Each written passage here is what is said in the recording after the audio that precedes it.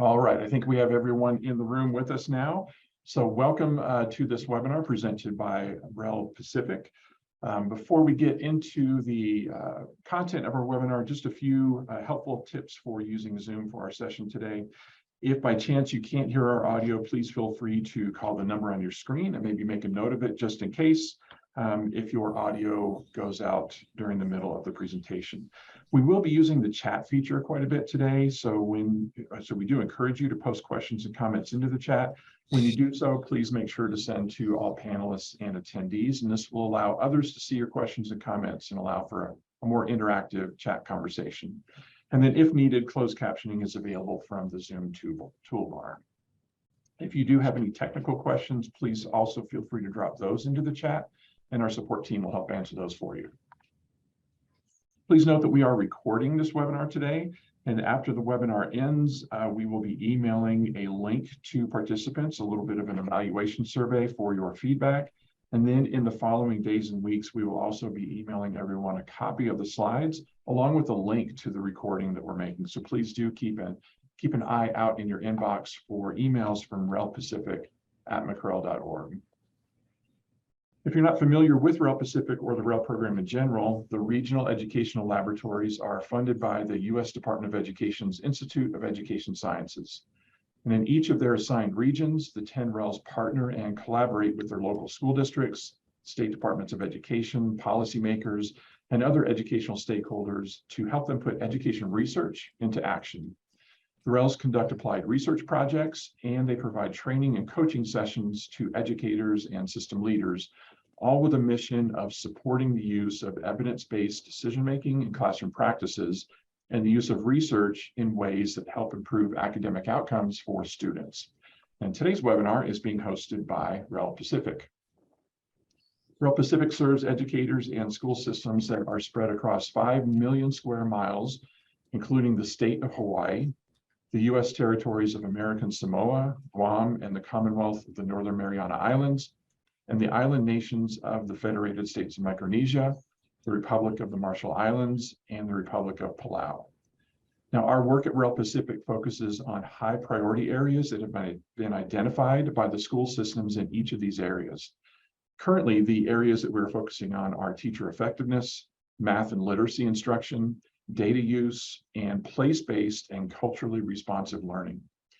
And one way we work with our local partners on projects related to these areas is through networked improvement communities.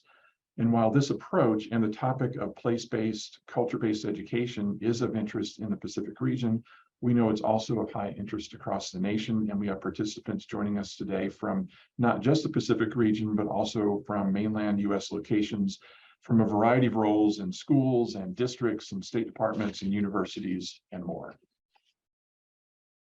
Our topic today is measurement and analytic structures and processes that can help support a network improvement community's work, and considerations and examples of performance assessments that are being used to help monitor progress and achievement on place-based, culture-based education. Our speakers today come at this through the lens of REL Pacific's current partnership project in the state of Hawaii called the Hui for All to Benefit from Hawaiian Education. Ben will provide an overview of the HUI project, which involves a partnership of charter school leaders and educators who are exploring best practices for refining and optimizing instruction and assessment practices centered on Hawaiian culture. Kanoe will share information about the vision and mission of Hawaiian-focused charter schools. We'll speak a little bit about high-quality measures for student performance assessment, and we'll give examples of how her own school approaches student and school performance measures. And then Ben will present information on best practices for NICs themselves, on how to establish structures and processes for monitoring their own progress and outcomes. And this information is geared toward those of you who have some level of experience already working within a network improvement community and are interested in learning more about how to advance your planning and your thinking around how to measure your NIC's progress towards its goals. Overall, our goal is to share information about our partnership work in Hawaii, but in a way that also provides ideas and insights to those of you in other locations who have an interest in place-based and culture-based education and are looking to learn and adapt some of the insights and strategies that we share with you today. With that, I will now turn things over to my colleague, Ben Cronkrite. And Ben, the floor is yours.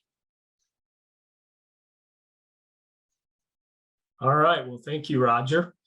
As Roger noted, I'm going to just provide a bit of an overview of the WHOI's goals, membership, and activities to start with here. You'll see here that the WHOI is actually positioned within a larger critical action research project, as you see noted here on the first bullet within the slide. There's a number of key partners that are part of this work. Roger mentioned the Hawaiian Focus Charter Schools. We also have SEEK's Charter School that's a part of this WHOI of schools. In addition to that, I want to call out Kamehameha Schools serves as a key partner in this work, in addition to REL Pacific. The WHOI is strategically organizing as a NIC that brings perspectives from research and practice to support the achievement of its goals. Many of you probably are familiar with NICs, but for those of you who are not, maybe the best way to kind of describe it is it's a little bit like a scientific professional learning community whose members identify a common problem of practice and then work together to test and refine solutions in different contexts. And through this process, the NICs end up learning what works for whom and under what conditions. And then when the process is implemented well, the NICs accelerate participants' capacity to learn from one another, which then leads to improvement in practice.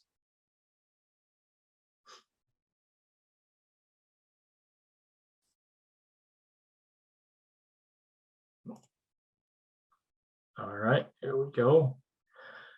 Since 2016, when the Hawaii DOE and the State Board of Education identified place-based education as this critical high leverage need, many, as Roger was noting, many of the schools across the state had adopted this place-based education as this core instructional program to help students connect learning to local phenomena, communities, and cultures while making progress toward meeting grade level expectations. So the underlying premise is that education is tied to local cultures and environments is essential for students to thrive and succeed in their community, as well as in college and careers. So what you see on the slide here is a network of, well, logos from the schools that make up a network of charter school communities across Hawaii who are recognizing the potential of organizing as a networked improvement community to fulfill the promise of education that is grounded in Ha, which will be, Kanoe will describe more about as we progress through our presentation. But given that place-based education or ʻāina-based learning has long been a part of charter schools' instructional practice, including Hawaiian Focus Charter Schools, this network of charter schools in Hawaii is well positioned to support the best practices and more innovative approaches to teaching and learning within place-based education settings. And I would just call out the schools that are a part of this. We have Malama Honua Public Charter School, Kamaile Academy, Kanui Kapono, which is Kanoi and Lois Ann's school, who you'll hear from here in just a bit. And then Samuel M. Kamakau Public Charter School as well. All four of those are part of that network of Hawaiian Focus Charter Schools. And then we have SEEK's Public Charter School that is also part of this WHOI and the work that's developing within it.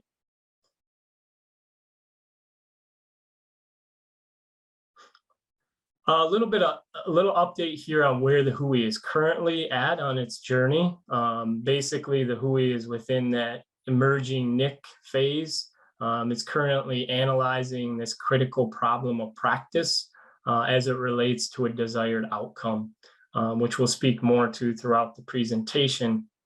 But when looking at this slide, currently we are focused on the initial planning and design steps side. So what you see in blue of the NIC model that's portrayed here. And so the WHOI is in that phase right now, developing a common aim statement. They do have an overall aim statement, and then working toward drafting that initial working theory of improvement as well. I will highlight and note that the Hui is certainly has intent to complete this common working theory of improvement by the March of 2023, with the goal of establishing a foundation for testing the working theory of improvement as we move into the 23-24 school year. So, all right, and with that, I'm going to hand it over to Kanoe.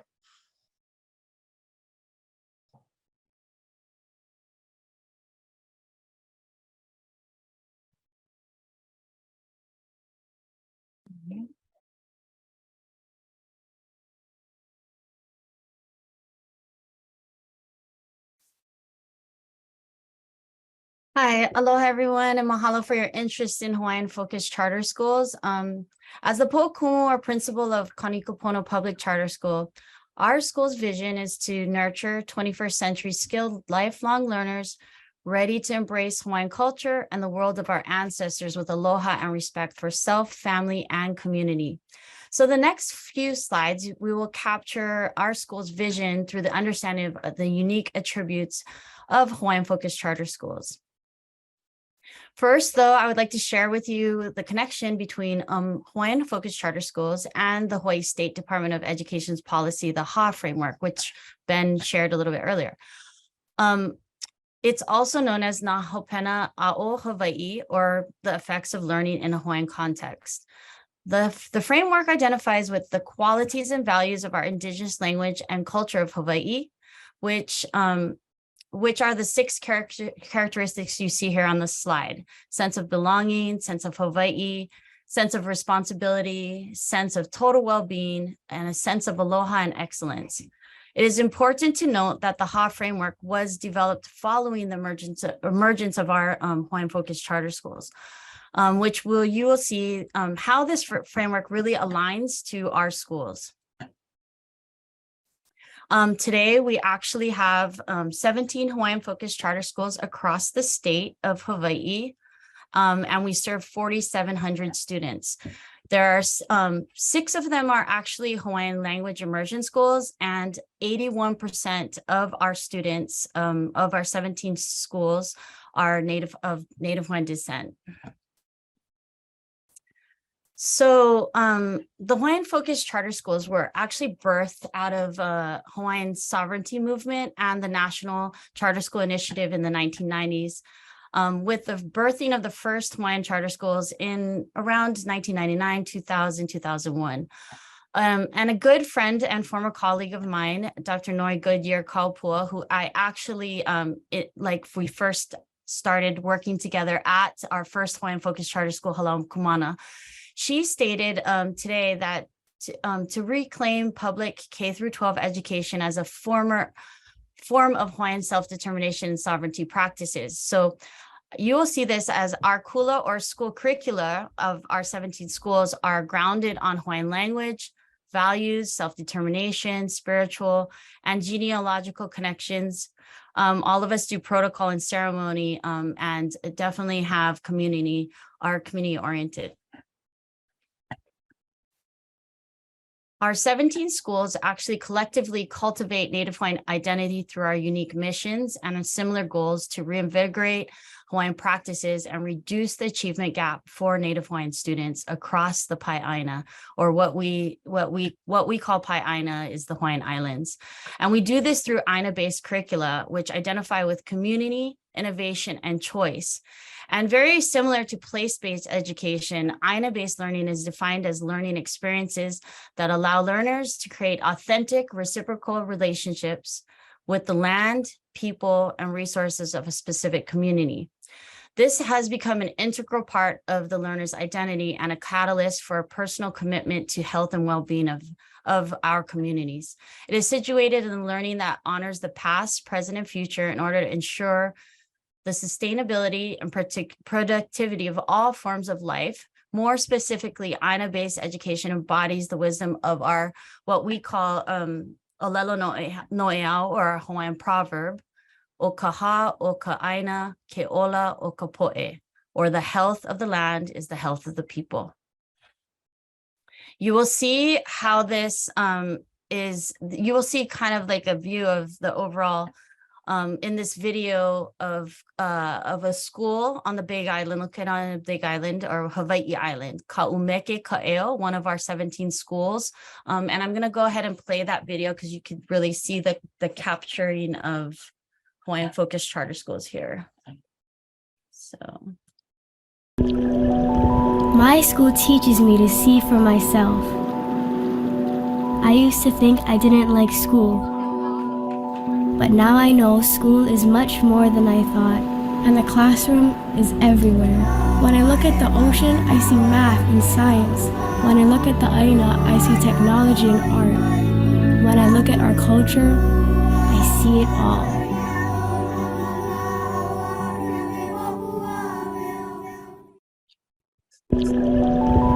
I didn't like school.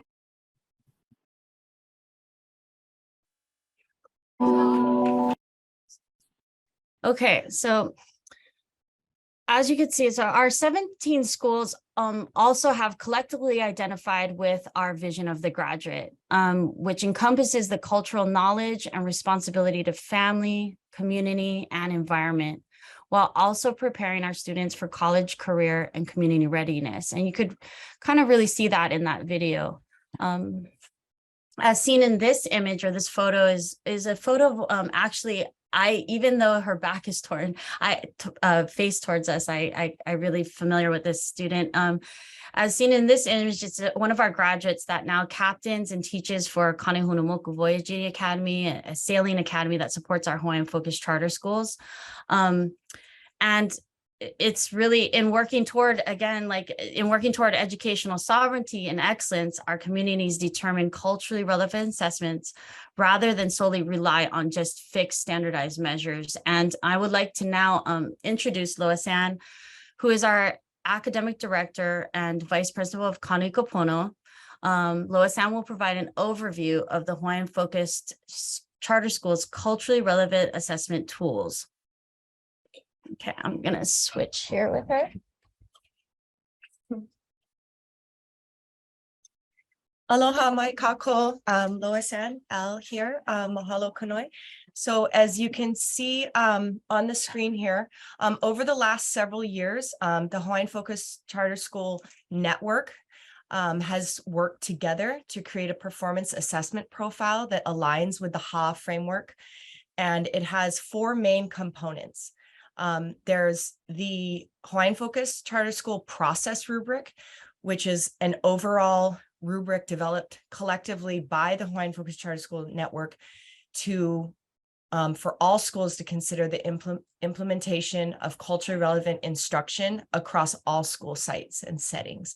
The rubric criteria identifies key conditions to create a thriving cultural and ʻāina-based learning environment. One of the other components is the kupu-kupu framework and unit plans. So these tools identify instructional design and delivery that includes lessons from the past to help students navigate future challenges, teaching students to problem solve using current data, experiences, and relationships. And it helps students develop readiness for future higher levels of responsibility. The Ho'ike Capstone Project. This is for Hawaiian Focused Charter School students to complete capstone projects at key grade level transitions to demonstrate their learning and growth. Capstone projects can include research papers, creation of cultural artifacts, public presentations in front of authentic audiences, and community and action impact activities. Finally, there's the kupu-kupu external review process, which is where a third-party review of the school's curriculum and instruction happens for the school to self-assess and see where their progress lies.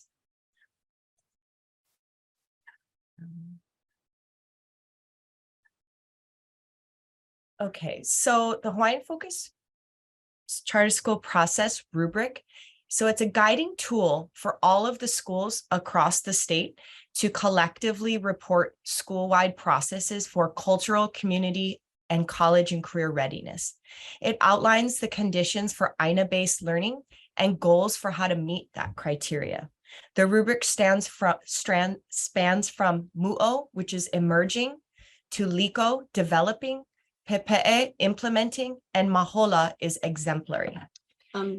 Lois Ann, also share with them that in the chat, I believe, is the rubric itself. Yes, and in the chat is the rubric itself. So if you want to click on that, you can see the visual of the rubric.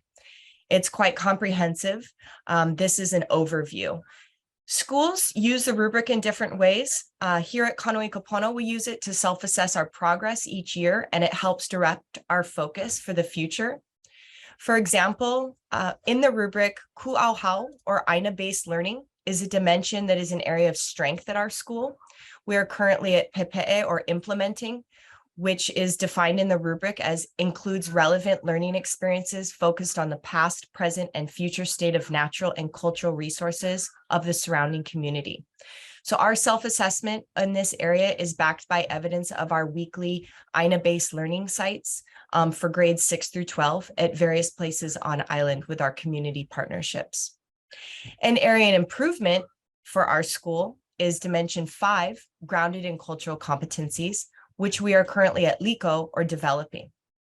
This process includes implementation of school-wide aligned rubrics reflective of Hawaiian-focused charter schools' cultural competency areas, kuʻauhau, ʻāina-based learning, kukupu, community kuleana, and ho'ike to demonstrate understanding. We are still at liko because we do have aligned rubrics at grades 12 and 8, which have gone through an external review to be validated, but we have many drafts at other grade levels, such as grades 5 and 2, which are other capstone grade level years, but we are working towards having rubrics at each grade level, K through 12, that are vertically aligned with our cultural curriculum framework. So we are still in that development process. So I'm now going to return these back to Ben for more discussion on developing practical measurement to support networked improvement communities. Thank you.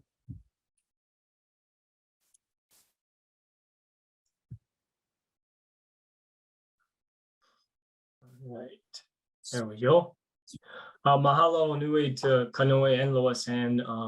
As always, it's great to continue to learn about the use of assessments and, for that matter, the process rubric.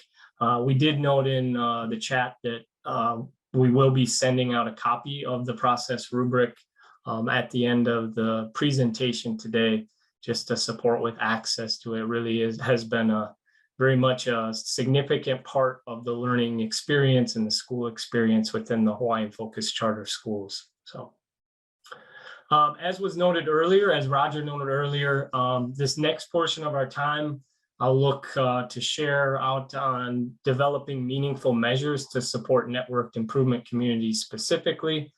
While the performance assessments that Kanoe and Lois Ann described certainly exist and are being implemented in a number of the Hawaiian-focused charter schools, it is an expanding system, right? An opportunity to expand. And as such, there is some variance as to how far each school has gotten in implementing rubrics, and for that matter, variance in practices being used. So as such, the Hawaiian-focused charter school network, and for that matter, I would call out just schools that are looking to, expand how they think about assessments, would like to develop a more consistent use of evidence-based practices, which will allow for the performance assessment to have additional impact in scaling up its use across more schools in the state. And that is what the REL Pacific Hui partnership is looking to support. The Hui's networked improvement community is exploring best practices related to, as Kanoe mentioned, ʻāina-based education, place-based education model, and specifically assessment practices to strengthen and scale up those practices described by Kanoe and Lois Ann. So in this next section of our presentation, I'm going to share some information about the Hui NIC and one of its current discussions, which is around how to identify its own goals, and then leading into measures in its progress toward achieving those goals.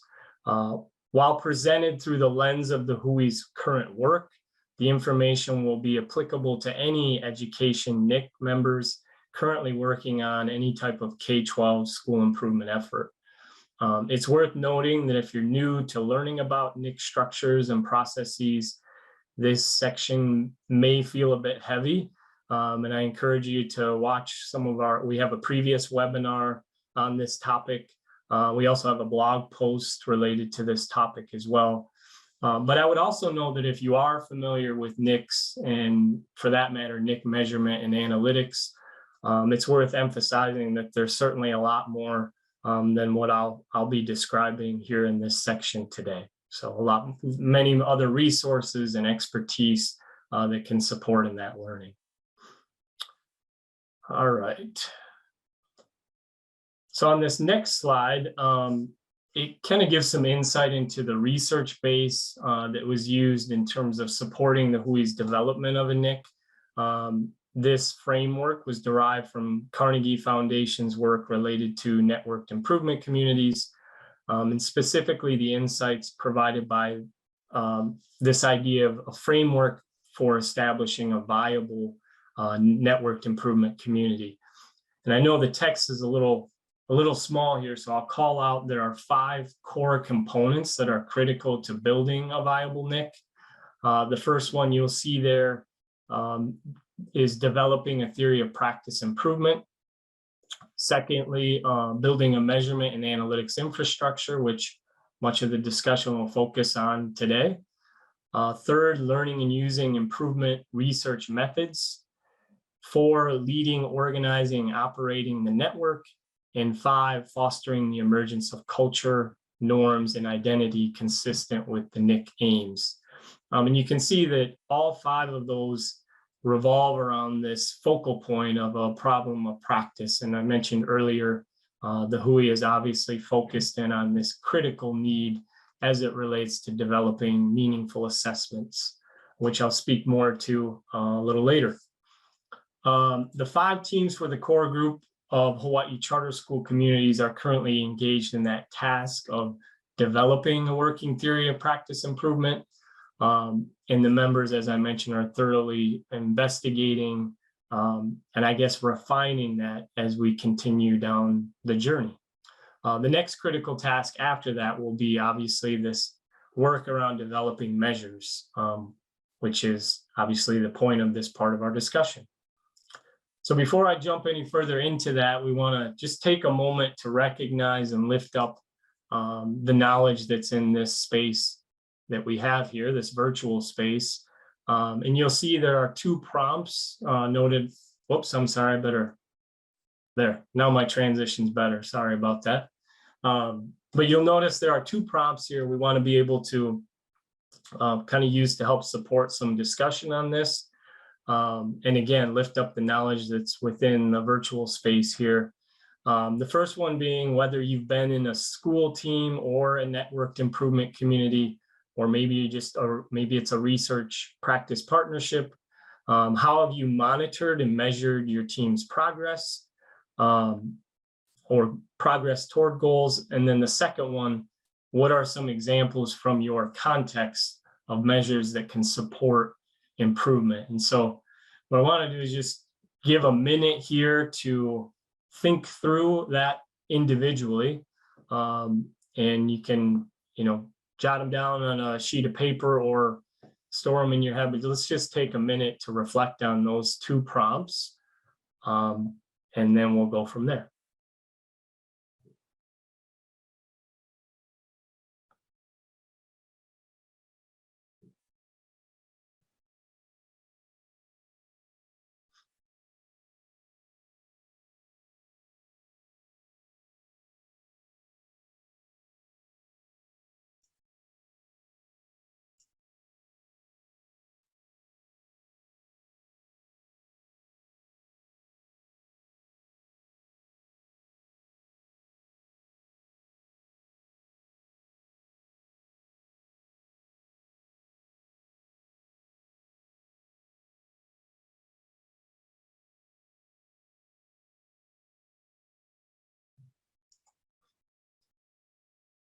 All right, so as you're coming up with some ideas around measures you use in your own context to support learning about progress toward your collective goals, we want to be able to utilize the chat function. And if you can just start sharing some of your thinking in the chat, that would be great to help our just sharing out on some of the thinking from the room here.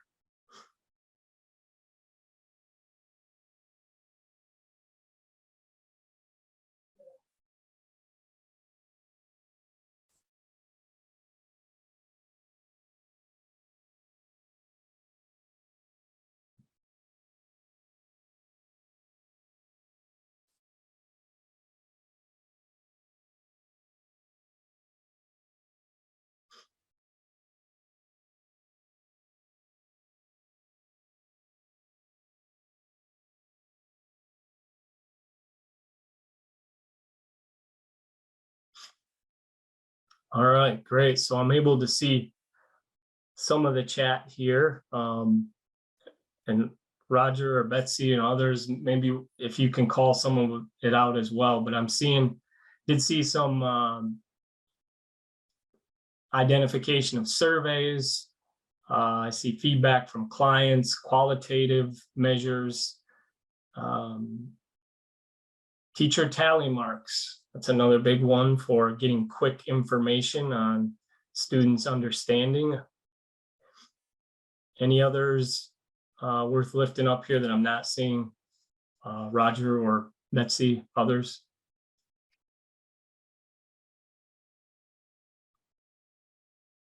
And I do see that Jared shared in his comment that it is that getting to shared measurement requires a lot of specific agreement on specific measures, which I think is a nice transition to some of the information you'll be talking about in just a moment. Oh, great, excellent. Yeah, I did also see, and just at the bottom of my screen here, an example of exit tickets, which is actually one that we'll lift up as we go through the presentation here. But I think certainly those that have been shared will be relevant as we move through the rest of our time here. So thank you for that. I'll move to the next slide. Sorry for this delay. There we go. All right, so as we attempt to talk more about measures, one of the things I thought would be worth talking about up front here is that you'll see these 3 key improvement questions for NICs to consider. And I would highlight these are 3 improvement questions for any group involved in an improvement project to consider, right? These are foundational or fundamental to that.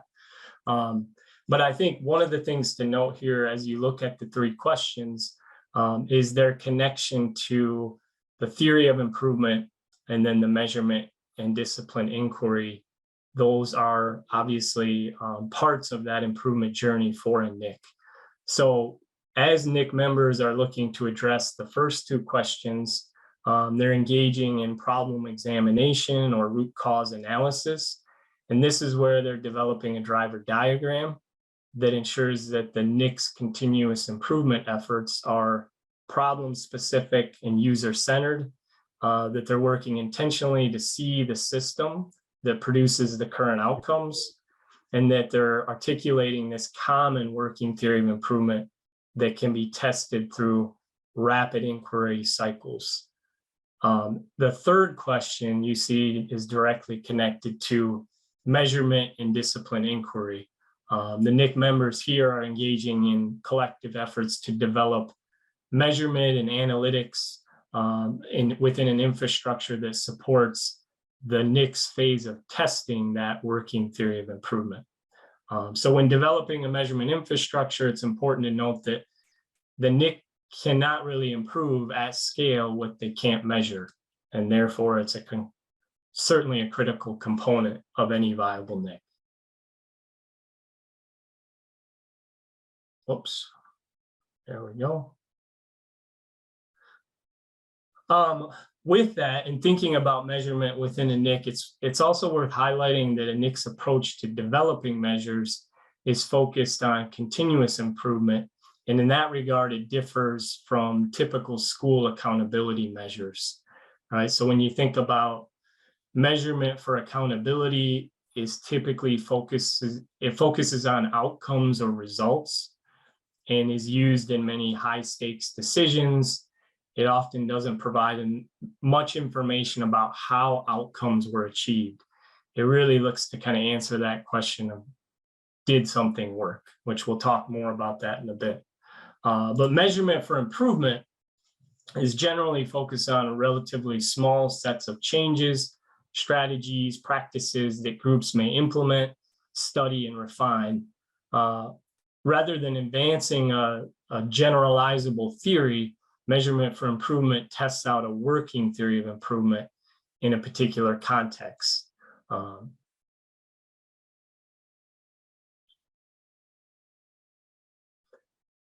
then another thing to note here, as NICs are developing these measures for continuous improvement efforts, it's certainly, I can't emphasize enough the need for it to be practical, right? You want it to be usable and not something that will overwhelm the systems that are participating within the NIC. And so these measures are closely aligned to the actual work and specific to the processes and outcomes you hope to change.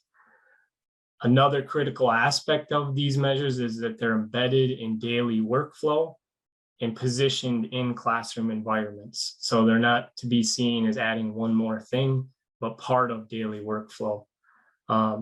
They must produce data that's accessible in a timely manner and that is relatively easy to interpret. Again, that gets to that whole usability piece. And then how data are used, when it comes to that part of it, the learning requires transparency, trust. There needs to be low stakes and safety around the data that's collected, the measures that are developed. Obviously, anytime there's a culture where people feel safe in taking risks at testing new things, it's going to enhance the learning that can happen within that NIC.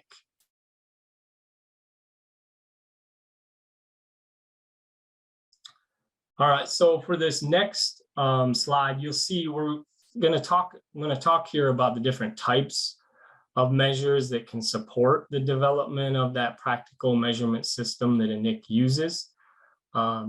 It's worth highlighting again that the main purpose of constructing practical measures is to support the development of that greater analytics infrastructure and establish that foundation for testing that the NICs will enter, that the NIC enters into in the next phase.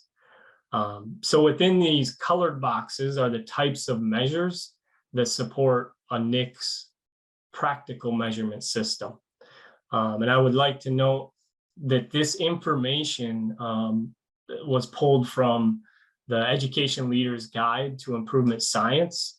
It's a great book for leaders looking to use or develop a measurement system like this. It's actually a very practical guide as well. So you'll see here in the types that are identified, I'll start with the green box. These are outcome measures. And within this, it focuses NIC members to collect data on did it work. So in this case, the outcome measure is directly connected to an aim, which is part of that working theory of improvement. And typically, within these outcome measures, you're thinking about, in some cases, it may be lagging indicators, or it may be leading. And what I mean by that is, in some cases, if you're looking at an outcome measure that's lagging, it may be something like a result on a state standardized test. The reason we refer to that as lagging is because it takes a little while before you get the results. A more leading indicator would be if you have something that was mentioned in our chat, student exit tickets, or I saw some common assessments that happen amongst grade levels. Those can be more leading indicators on did it work, because it gives you the information in a more timely manner. The black box highlights another type of measure, that is the driver measures. You can see that the questions these look to address is it working? Are we moving key levers that influence our outcomes? And then in the blue box, you see process measures.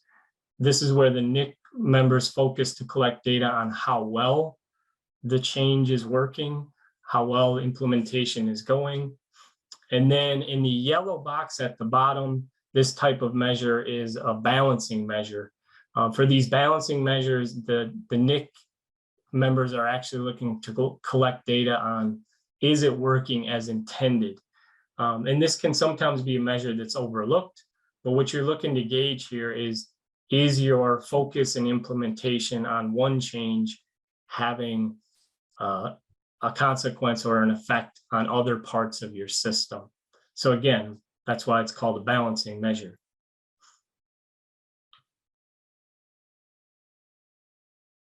All right, so in this next slide, I want to just kind of ground the conversation somewhat into an example here that I would say components of this have been derived from the work of the WHOI. I would also highlight up front that the WHOI is certainly refining a working theory of improvement in real time. As recent as just last week, the WHOI has continued to refine some of these components of a working theory of improvement. The other thing I want to make sure I call out is in terms of the WHOI's membership. I mentioned the 5 schools early on in the presentation, also key partner in Kamehameha schools. I also want to note the Hawaiian Charter School Network as a key partner in this work, really getting at that idea of the WHOI truly does have a number of participants bringing in valued perspectives into this work and development. But in terms of this example, you'll see in the aim that the aim, even though the WHOI is still working on developing a technical aim, we do have an overall aim that's looking at developing students' sense of kuleana to self and communities. In the case of the overall aim, it is through meaningful assessment practices, of which you heard Kanoi and Loisan talk about during their part of the share today. But you'll see here in the aim that's noted that is connected to these primary drivers. These are key levers in the system that promote that aim to occur. When the system applies healthy pressure to those levers, the idea is it'll have a better chance of being successful in reaching its desired aim. And you can see the 4 that are noted, certainly very important to the Hawaiian Focus Charter Schools, as well as the other charter school that's part of the WHOI. And then the secondary drivers are the processes, the structures, the norms that are part of seeing those primary drivers play out within the system. So you see the process rubric was something that was discussed earlier. There are confirmation visits that go with that. That's a critical structure within the schools. Student mentoring program in some of the schools as well. And then you have these ʻāina learning competencies that serve as a critical structures or processes within the system. But I want to draw attention to the change idea side. So the far right side of the slide, because that's really where we're going to go next and just kind of thinking about the development of practical measures.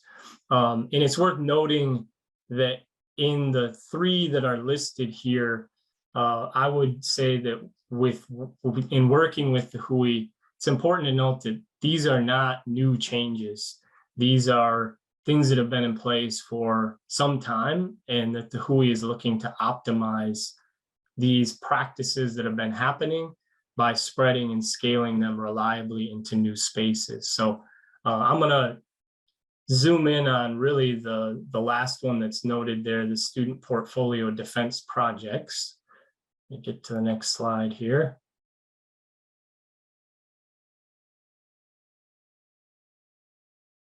So in looking at this change idea, or again, optimizing this change in its connection to the example aim that we have. You can see that typically what a NIC will do is obviously take the change practice and articulate it into a plan that collectively is understood across the membership and how they're going to implement that change practice. And it usually occurs after reviewing evidence from research, but also bringing in knowledge from practice.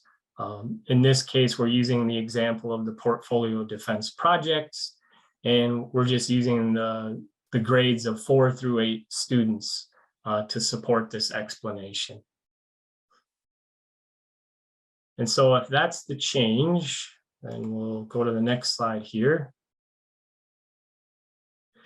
And you can see that one of the things to note here is avoiding that tendency to rely solely on outcome measures. As I mentioned previously in the discussion, the whole idea that NICs look to optimize is this idea of embedding continuous or measures that support continuous improvement. And so what you see in this slide is if you were to just look solely at outcome measures to support this aim, you can start to see what that would look like. It would help address the question of, did it work? And some examples of leading measures within that outcome measure category would be grade level common assessments, or maybe a lagging measure like a state tripod engagement survey and the results you could glean from that. Again, the risk there for the NIC would be it's not giving you information in a timely enough manner. And the other thing is it's not giving you much information on how it worked. So if we transition from this slide to the next, this is really where we look to articulate or flesh out a practical measurement system. And this is just by way of example. So if we, again, are still focused on this change practice of optimizing the student portfolio defense project in grade 4 through 8 classrooms, you can see the same outcome measures noted, but in the green columns, you see where it's also, this measurement system is also looking to address the questions of, is it working? How is it working? Is it working as intended? And so within, we'll start with the driver measure. You can see that the driver in this example that was chosen was one related to student resilience, right? And so the HUI or the NIC would look to develop a measure that's connected to something like an exit ticket, a weekly exit ticket, which was one that was lifted up in our chat. And the reason is it is going to give you some great information on, is it working? Could you develop an exit ticket kind of protocol that would help you learn more about students' sense of responsibility? Absolutely. And it's something that could be embedded in the daily workflow where teachers can implement this pretty quickly. When you look over at the process measure, again, this is looking to address the question of how is it working? In this case, it's certainly focused on this idea of fidelity checks. You're looking to make sure, is the change actually being implemented, right? You're checking in to see, is it being implemented with frequency? So to help with this, maybe it's looking at weekly lesson plans, classroom observations, or this is where you may have instructional coaches or teams of teachers that are checking in, for that matter, the po'okumu that check in on the implementation of the actual practice. And then finally, the balance measure is really looking at getting at, is it working as intended? And you can see in this example, the idea of tracking student attendance.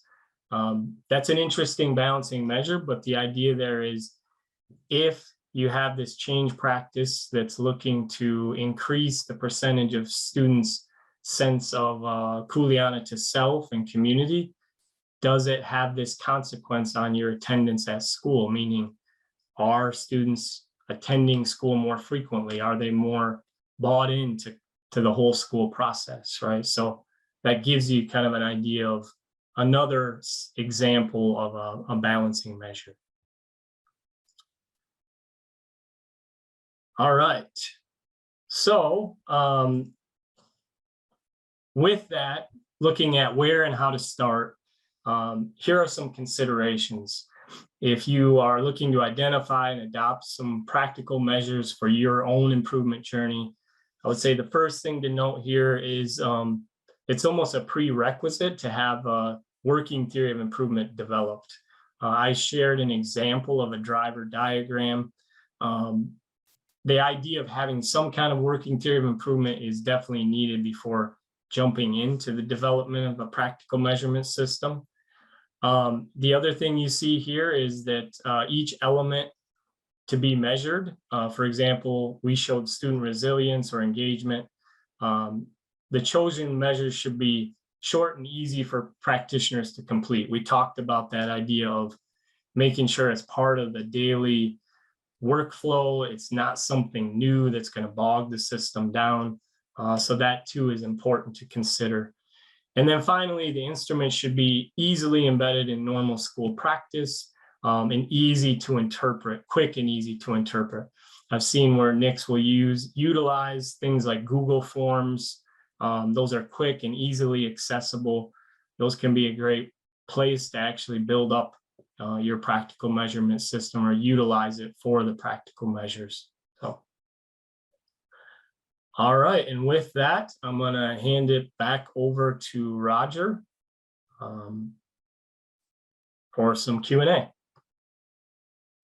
All right, thank you so much, Ben. And so we're going to open it up to questions. You know, Ben walked through quite a bit of information there, walking through measurements of improvement, the driver diagram. But we would open up to questions now if you want to dive into some of those concepts a little bit more deeply, or if you want to learn or ask questions about the Hawaii Focused Charter Schools and the performance assessment and the rubrics that Kanoe mentioned earlier. Please feel free to post questions in the chat at this time.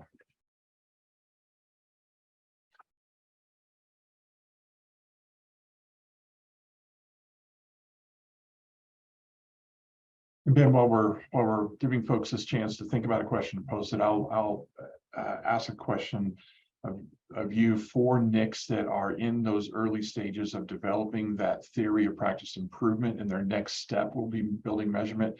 Is that should they be thinking ahead about those measurements while they're building their theory of practice and improvement, or are those really two separate stages? Yeah. It's a great question. I think, you know, one of the things I mentioned in the development of the working theory of improvement is thinking about primary drivers.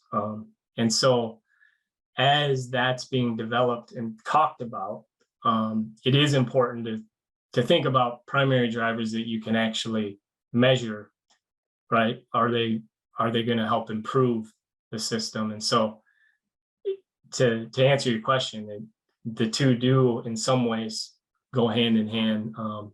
Obviously you saw the driver measure there, and doesn't mean much if it's not connected to a driver you can't really measure, right? So it's a great point to bring up, and certainly a key consideration as you develop the practical measurement system. Sure, thank you. Jared, I saw your note in the chat that you did have a question that you wanted to share out rather than type out. So yes, we can do that. I'm going to see if you can take yourself off of mute, or I'm going to ask my colleague. No, I can come off of mute just fine. Yep, thank you. I just wanted to ask on norms. So starting with humility, because Ben said there's certainly a lot of detail here that is being very summarized for this type of presentation, which I fully understand. As you were showing the summary version of your driver diagram, I noticed a lot of nouns without actors and action verbs. And just to be very clear, I'm being very descriptive, not critiquing. But I'm just wondering to what extent your NIC has talked about like who the actors are for like trying to activate those drivers.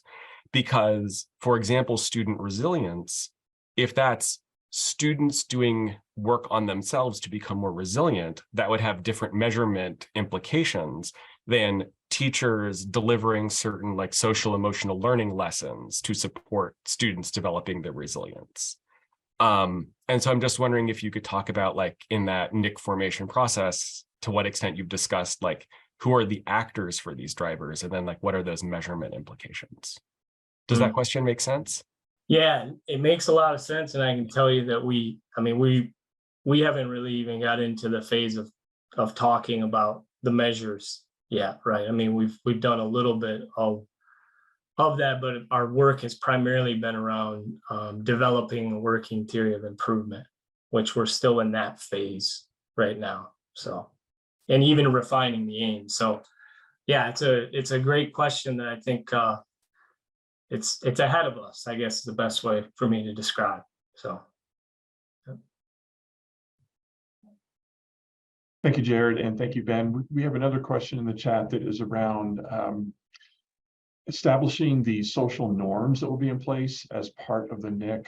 Ben, when you were showing the diagram earlier of the 5 key components of a NIC, that was mentioned in the diagram. And so there's a question a little bit about how to foster those social norms as a network improvement community is getting formed.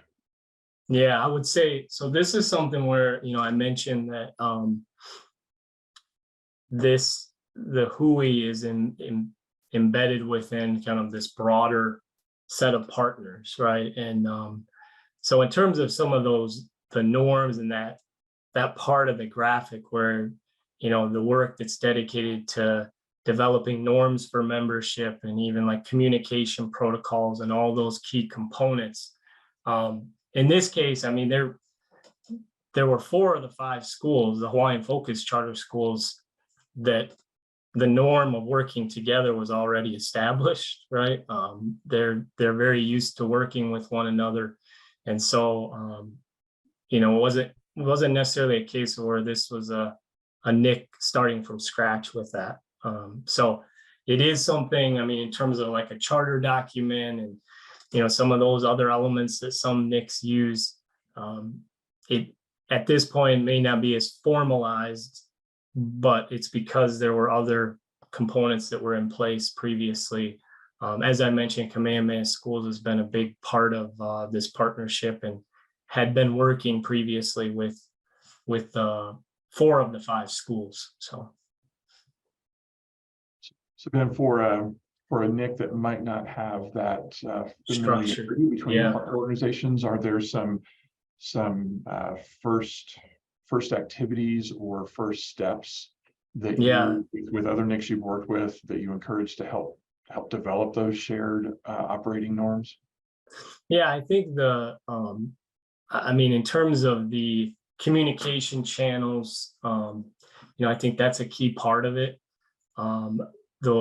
Even the idea of kind of having this norm related to how you're going to store knowledge, right? I'm just thinking of like knowledge management systems and the big role they play within a NIC as they seek to learn rapidly from one another and from the implementation of change practices. So those are kind of two big ones that I think of right away. But the other thing is, again, coming back to in that graphic, there's that focal point of having a problem of practice that people can feel a moral sense of purpose to, because that can really help obviously create engagement. And then from there, if you have engagement, it's looking to get then the right people to the table and develop strategies that will promote continuous engagement over time, right? Thank you. We do have a question in the chat for Kanoe and team there, talking about have you had any difficulties with getting teacher buy-in for the Hawaii focused instructional assessment approach at your school, or have you heard if this is an issue of really getting teachers engaged and bought into that across the Hawaii focused charter school network?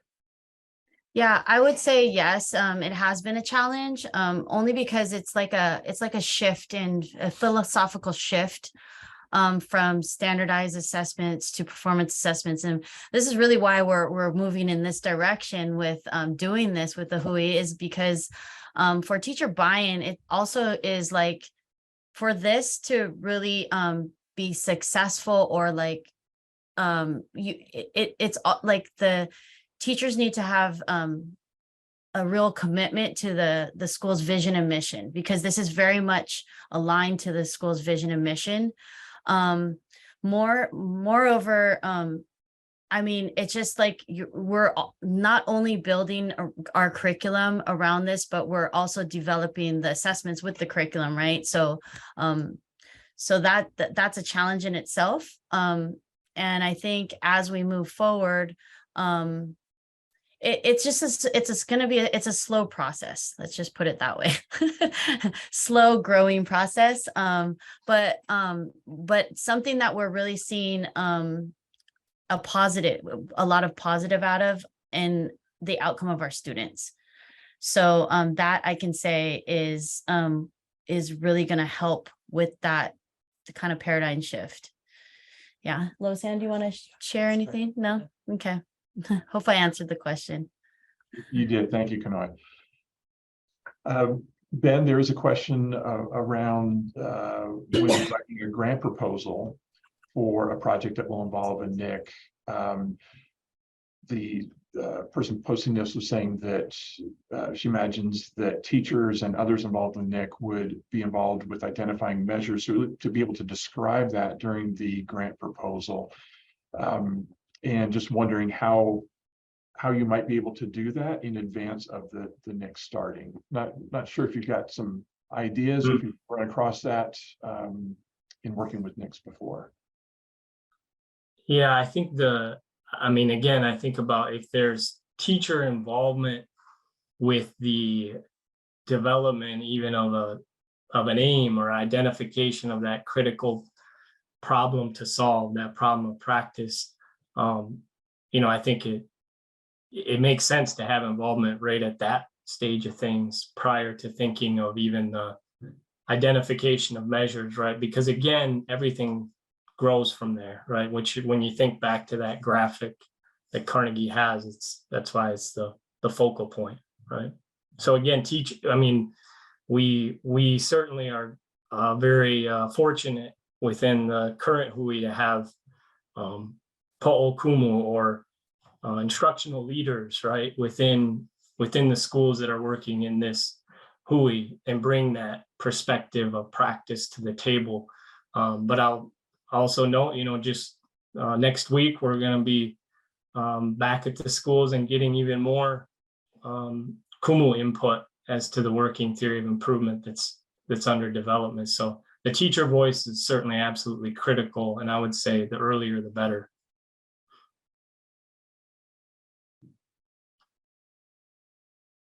Thank you, Ben. And then I do see one more question in the chat box around thoughts or advice related to measurements that could be shared across different contexts. So if perhaps a NIC related a NIC that would be involving schools and community organizations such as libraries, science centers, and the thoughts or advice on how those different organizations could develop shared practical measurement across their different contexts. Sure.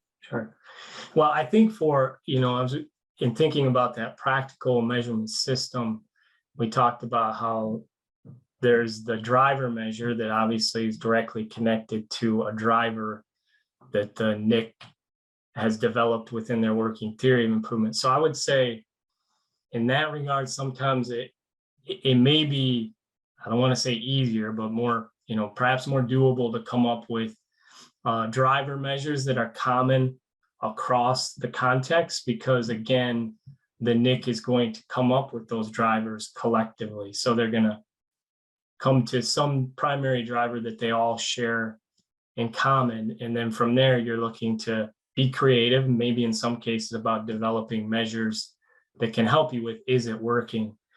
The outcome measure, that I could see being a trickier piece to this. If you have, libraries, science centers, in addition to schools, not to say it, I mean, obviously you get enough minds to the table and bringing their perspectives and their experiences, you can come up with it. But I would say that probably would be maybe a little more difficult. Thank you, Ben, and thank you for all the participants today. Thank you for great questions and for sharing in the chat box. I am going to ask my colleague Betsy Calloway now to post in the chat a link to a very brief survey, just a quick 5-question survey that gives us a little bit of feedback about today's webinar to help us do some reflection and planning for future webinars related to this topic and to others. So Betsy will post that in the chat. And then I'll also remind everyone that in the coming days, we will be sending a follow-up email to all registrants of the webinar that will include a link to this survey. So if you don't have time to fill it out right now, please check your email box for a link to that survey as well. And then we'll also send information about how to access the PDF slides for today's presentation and the webinar recording. If you would like to follow up with Ben, with Kanoe, with others from REL Pacific, please feel free to reach out to us at the REL Pacific at McREL.org email address that you see here. And again, we'll send you that contact information and an email follow-up in the coming days. With that, we are going to draw today's session to a close. And I once again want to thank everyone for joining us. And a particular thank you to Ben and Kanoe for the presentation. And we wish all of you a great rest of your day. Thank you.